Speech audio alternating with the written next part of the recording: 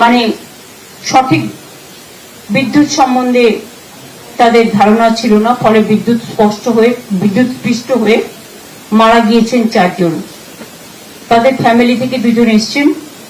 আমি সুফলা দাস 2 লাখ টাকার একটা চেক, হয়তো কিছুই না, জীবনের বিনিময়ে টাকা হয় না, কিন্তু পরিবারটাকে তো দেখতে হবে, কেউ নেই। 5 লাখ আছে, ওটা ওনার 5 লাখ আছে। আর অনিমেষ দাস 3 লাখ আছে।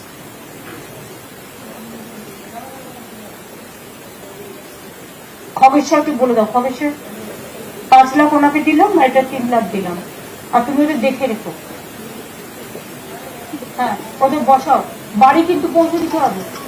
হ্যাঁ, বাড়ি পৌঁছে দেওয়ার ব্যবস্থা করো। কাজকর্ম ছেড়ে বেচারা এসছে। তোমাকে একটা চাদর লাগবে? ঠান্ডা লাগছে না? সরকমের গাড়িতে একটা চাদর আছে না, দাও তো 1 সেকেন্ড।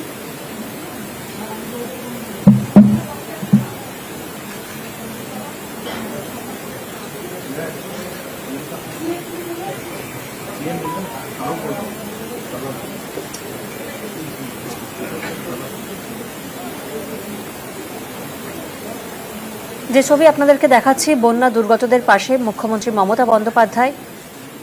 উত্তরকন্যায় মুখ্যমন্ত্রী মমতা বন্দ্যোপাধ্যায় দুর্গতদের হাতে চেক তুলে দিচ্ছেন মুখ্যমন্ত্রী মমতা বন্দ্যোপাধ্যায়। দক্ষিণের পর আমরা জানি বাঁধভাসী উত্তরও, এবং সেই পরিস্থিতি সরেজমিনে খতিয়ে দেখতে মুখ্যমন্ত্রী মমতা বন্দ্যোপাধ্যায় গেছেন। 2 দিনের উত্তরবঙ্গ সফরে মমতা বন্দ্যোপাধ্যায়, এবং উত্তরকন্যায় এই মুহূর্তে বন্যা দুর্গতদের হাতে চেক তুলে দিচ্ছেন মুখ্যমন্ত্রী মমতা বন্দ্যোপাধ্যায়। এবং কিছুক্ষণ আগে বন্যা পরিস্থিতি নিয়ে তিনি রিভিউ বৈঠক করেন। উত্তরকন্যায় পর্যালোচনা বৈঠক হয়, এবং সেই বৈঠকের পরেই কিন্তু যে ছবি আমরা দেখছি, বন্যা দুর্গতদের পাশে মুখ্যমন্ত্রী মমতা বন্দ্যোপাধ্যায়।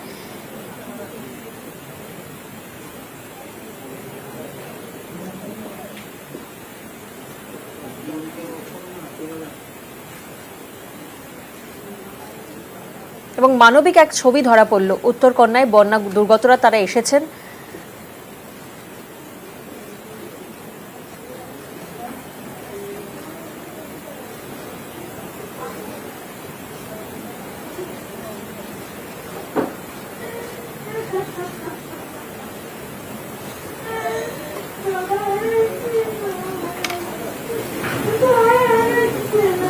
গাজল ডোবায় বিদ্যুৎ পৃষ্ঠ যে পরিবার যেখানে মারা যান 4 জন, তাদের পরিবারকেই আর্থিক সাহায্য দেওয়া হলো।